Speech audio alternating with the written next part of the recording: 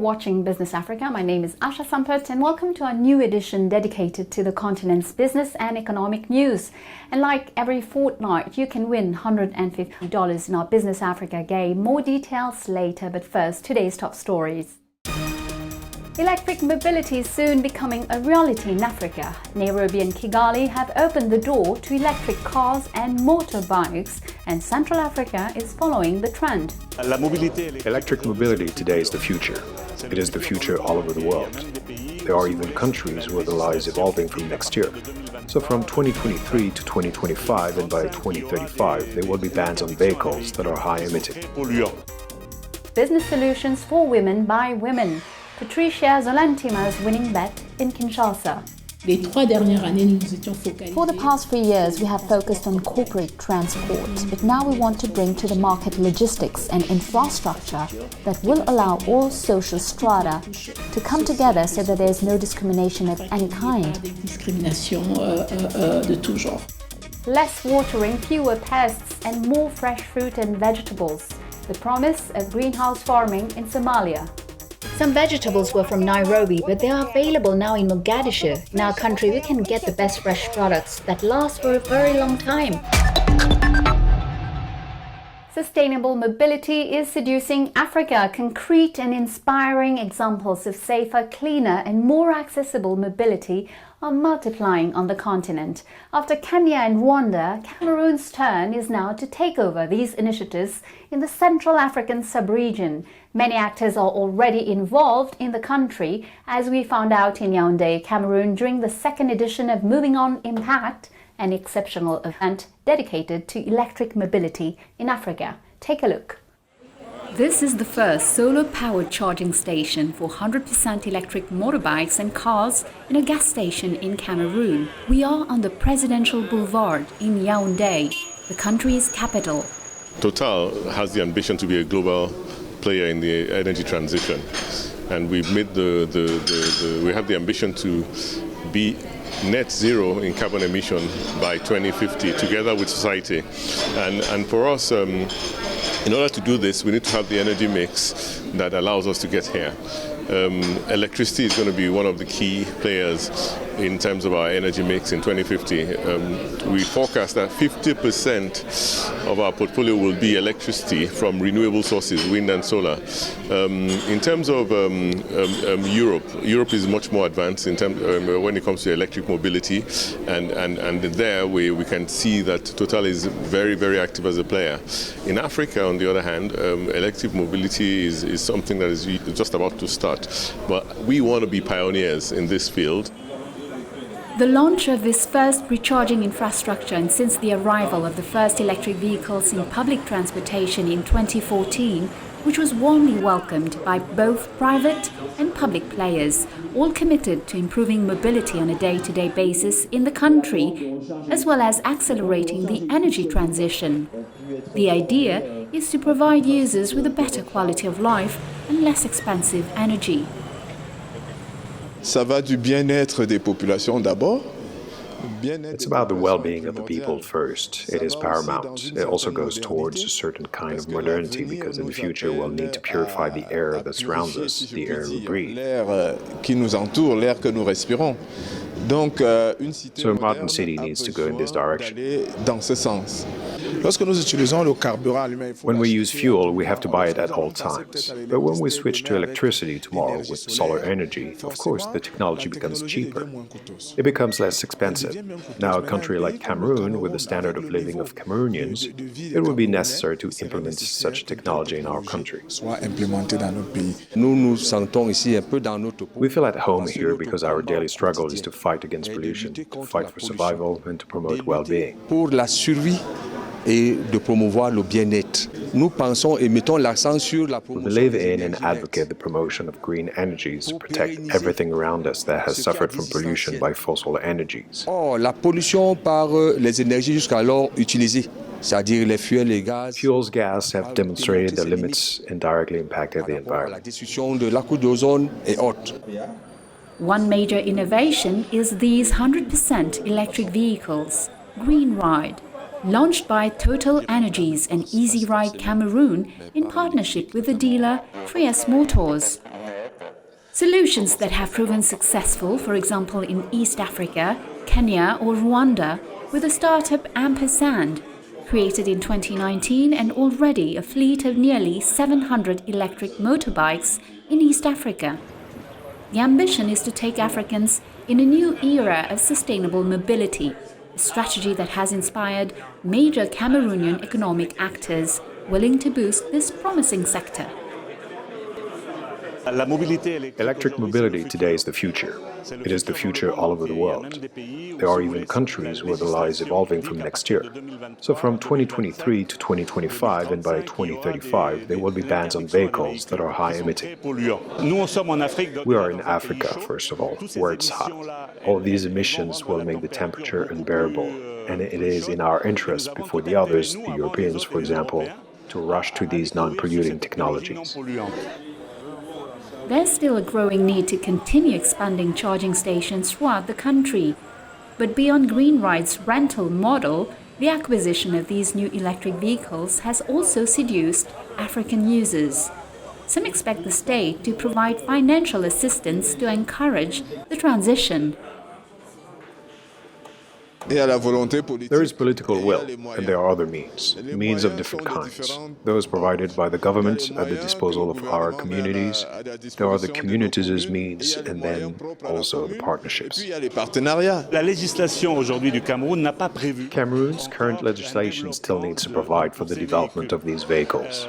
The issue today is to be accompanied by the state to reduce taxes on vehicles that do not emit too much CO2 or zero emission. The cars we have now are 100% electric. At the Movin On Impact Summit entitled Powering Electric Mobility in partnership with African startups in Yaoundé, Cameroon last September, this energy transition appeared even more within Africa's reach. With its promise of more sustainable mobility, it is a godsend for African users used to congested and high-emitting urban transport. And there are more than 5 million of these motor taxis in Africa. To serve this growing market, the company Ampersand launched in Kenya in 2019 some 20 e-motorbikes that emit 75% less carbon than conventional motorbikes. There are now hundreds of these electric motorbikes in Nairobi and Kigali. Our correspondent caught up with Brady Grimes, head of operations at Ampersand, to find out more. Let's listen to him. Bonjour Brady Grimes. What are you offering to African motor taxi riders? We've developed a solution for them to go fully electric. So that solution includes an affordable motorcycle, keeping the prices in line with traditional ICE bikes, a reliable battery that's fit for service, and a very innovative battery swap network. And so what we provide is not only a fantastic vehicle, but a battery that's reliable, that's powerful, that gets them to where they need to go, and that battery is on demand. And so we offer a network of battery swap stations all around Kenya, or all around Nairobi, that provide batteries where they need them most and just in time, ready for their service. Because for the boda driver, time is money, and they don't have time to wait on charging. And so we offer that battery on demand. Is access to electricity an obstacle? Obviously, power availability is a challenge everywhere. So to make sure that the power is there for the customers. And so where grid is lacking, we can always work with solar. But I think it's more about it's education. And so we offer a product that's reliable, that's fit for service, as I said. And so looking ahead to marketing that product here, it's just sort of an education. Going to talk about electric vehicles in a market that's never heard of them or not used to them is always a challenge. Despite this, there's a lot of demand for your product. We have a product that we've worked on for years now that's ready for service. We have a customer base that's growing. And so luckily, it's sort of the right product at the right time. Our challenges really come from fueling that growth. So again, having that waiting list of more than 8,000 customers in Rwanda, providing a bike to every one of them, that's a tall order for a young company like us. And so I think looking for capital, looking for the means to sort of fuel this growth of our station network, of our battery network, of our motorcycle inventory, I think that's the next big step for us. It's all over the news. The collapse of the cryptocurrency platform FTX is making waves in many countries, including on the African continent. Among the victims, the Nigerian cryptocurrency startup Nestcoin, which may have lost all its liquid assets in the FTX collapse. Yele Bademosi, Nestcoin CEO, has announced staff layoffs. Other African startups supported by FTX could also be affected, for example, the payment solution Chipper Cash, the Southern African crypto platform VELR, or the Congolese startup Jambo. And we head for Kinshasa for this second report. In the capital of the Democratic Republic of Congo, women are very active and some are particularly innovative.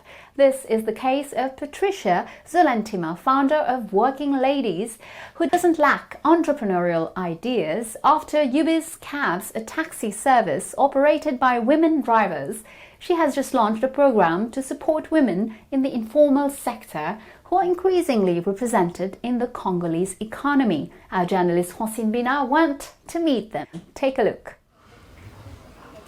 It's morning and this warehouse in the Gombe district of Kinshasa is a hive of activity.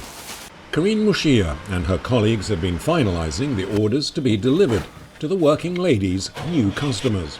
The clients are all women because the Working Ladies company is all about the empowerment of women.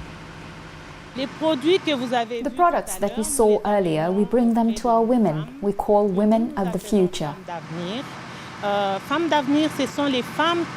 Women of the future are the women that Working Ladies actually support. We have two categories of women. The first being poor women who want to start a business and who need startup funds. Une activité commerciale et qui n'ont pas de fonds de démarrage. Et la deuxième, ce sont les femmes. The second is about women who already have a business and who wish to expand their field of operations. Élargir leur champ de commerce. Tricycles are used to transport goods to customers. The promotion of women is one of Working Ladies' key objectives. So it's only women who drive the tricycles. And even Working Ladies' clients have to meet certain criteria. Potential customers are invited to apply, vetted, then coached in order to take full advantage of the recently launched Bizoli Transport and Logistics program, intended to reinvent informal trade. Après sélection, nous établissons une... After selection, we draw up a list of women that we have. After a field visit, of course, then we check to find out where they live, what they do, in what situation they live. Dans quelle situation elles vivent, tout ça. Et en ces moments-là, nous dressons une liste finale. At this point, we draw up a final list of women who will stay true to the vision that we're trying to bring. Que nous apportons. Sandra Masanko is one such woman. She owns a hairdressing salon in Kinshasa's Lingwala district. She knows Working Ladies well, as it regularly delivers tissue papers to her salon. Today, though, Sandra wants to introduce her cousin to the Working Ladies team, who have not come empty-handed. Her cousin takes delivery of the popcorn machine that she bought on credit. J'avais un petit souci d'aider ma cousine. I had some trouble helping my cousin. She came all the time and she needed a nudge to start her business. Thus, I had the idea to subscribe to this offer, and now I'm among the beneficiaries of Working Ladies.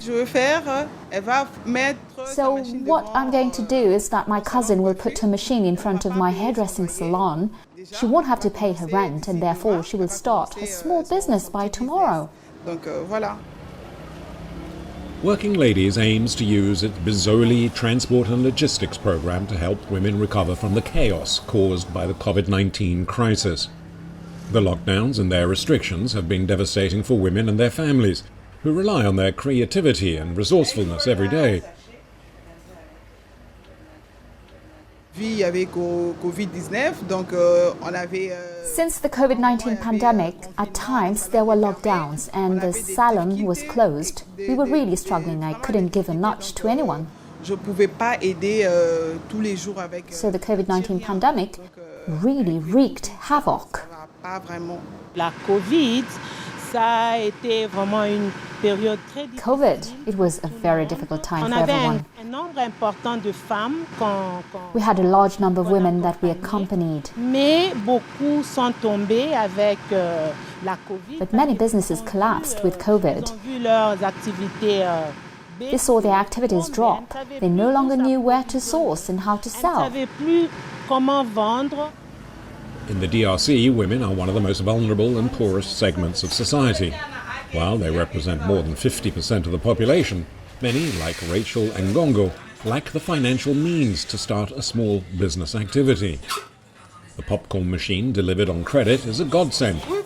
The credit, equivalent to €300, is repayable in 3, 4 or 5 monthly installments within 10 months. I did not expect that. It's like a surprise to me. I came to visit my big sister as usual and saw working ladies arrive with this machine ordered for me by my big sister. I'm really very happy as I won't depend on her anymore. I really take care of this machine and I'll work hard so that I can make some cash flow to pay off the debt, so that we can also earn something out of it as well.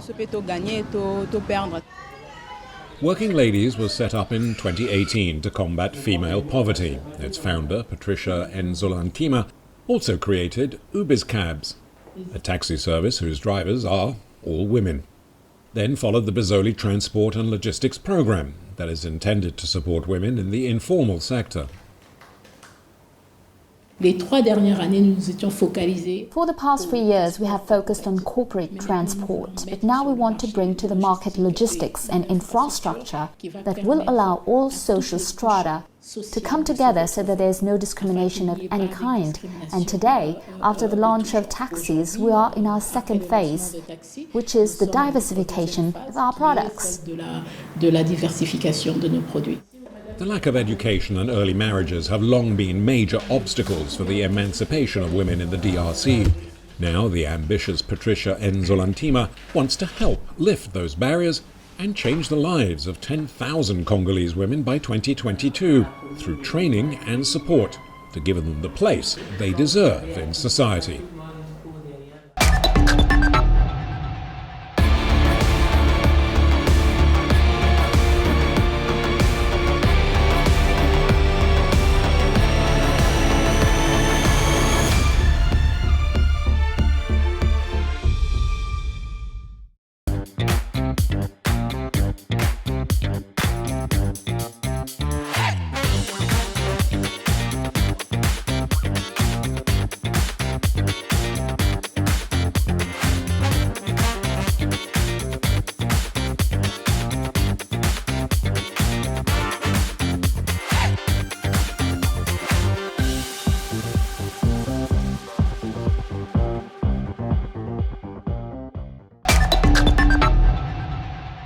Welcome to the second part of our show. COP27 ended at dawn on Sunday, 20th November in Sharm el-Sheikh, Egypt. After long and difficult discussions, an agreement was finally reached. For the first time, rich countries responsible for climate degradation have been held accountable, and a compensation mechanism has been set up to help the poorest nations cope with its impacts. But at the same time, the agreement failed to take measures to reduce the use of fossil fuels or to set an ambitious target for reducing greenhouse gas emissions. Finally, it remains very vague on controversial points. For example, no one knows yet how the future compensation fund will operate and be financed. The details will be discussed at the next COP in 2023 in Dubai, and the question of who will contribute to the fund promises a new battle. And yet, on the sidelines of the COP, a breakthrough for African policyholders. More than 85 insurance companies from the continent announced that they were committing to mobilize $14 billion to cover the risks linked to climate catastrophes on the continent. This new African climate risk facility will cover the impact of floods, cyclones, and droughts. It will complement international initiatives such as the World Bank's Global Risk Financing Facility. Could Africa replace Asia as the new top producer in the textile sector? The question is no longer entirely abstract. Manufacturers are looking for cheaper emerging destinations as production costs soar, and the continent's economies are well placed to answer the call. In the first quarter, African clothing exports passed the $2 billion mark for the first time. This follows a slow but steady rise since 2020. After 4 unproductive rainy seasons in 2 years, drought has hit the Horn of Africa. 36 million people are now threatened by starvation, conditions making farming difficult. A new generation of farmers is looking for ways to get around the climate's inevitability, armed with basic knowledge, also using available resources and videos from the internet. They are starting to grow crops in greenhouses. With less water and fewer pests, greenhouses are becoming a reliable source to supply fresh produce. Take a look. Food security in Somalia is an everlasting problem, with millions facing starvation every year. It's mainly due to the erratic weather patterns characterized by heavy floods and severe droughts, but also rudimentary agricultural practices. The outbreak of COVID-19 and locust invasion further compounded an already fragile situation. Amid this escalating situation, young Somalis are now shifting to greenhouse farming to not only boost food production but also earn a living. I invested in energy and started this project in the countryside to enable my people to take advantage of the greenhouse.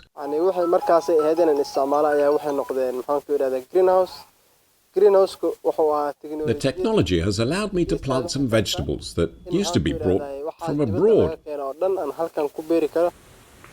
With a seed capital of $10,000 from his family, Sabriye started off the greenhouse farm in the outskirts of Somalia's capital, Mogadishu. He had studied greenhouse farming at the Somali National University, but he says he got more practical knowledge on YouTube and Google. He is among the increasing number of farmers who are embracing this modern and high-yielding technology. His farm generates an average of 100,000 kilograms of an assortment of vegetables every 6 months. At the farm, one of the workers, Mohammed Omar, is spraying the vegetables to rid them of insects and disease. The pesticides and sprayers have to be imported from neighboring countries such as Kenya, since they are not readily available in Somalia. Some of the crops on his farm include bell peppers, tomatoes and cucumbers. The greenhouse will be a better option for us in the future because out in an open field there's problems like insects. But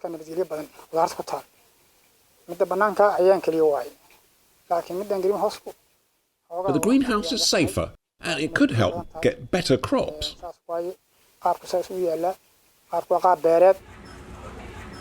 For traders, the greenhouse technologies now ensure fresh and quality produce arriving in the market on time.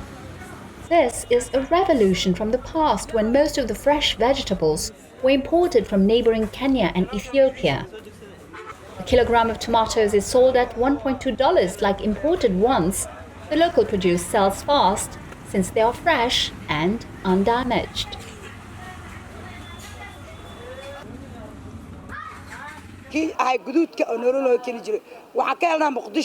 Some vegetables were from Nairobi, but they are available now in Mogadishu. In our country, we can get the best fresh products that last for a very long time. Even the plum tomatoes have become local, and we can get them in our country, clean and undamaged vegetables, also without soil. These vegetables are available from the greenhouse in the country. Tomatoes used to be brought from Ethiopia overland and would be quite damaged by the time we got them. But now we get it fresh. From Kenya, it was expensive cargo and arrived at the airport also damaged. Now we don't have to face this problem. It is grown in the countryside and you can order and get it right away. Agricultural experts now see the greenhouse technology as one of the most viable options in boosting food production in Somalia, especially in light of adverse climatic conditions. The field is important for everyone, and especially for the farmers who can produce vegetables each season. We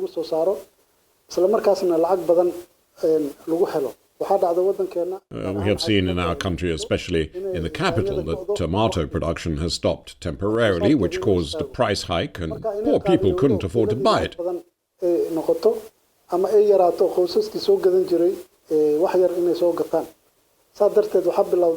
The idea of a greenhouse is better, and it can produce more.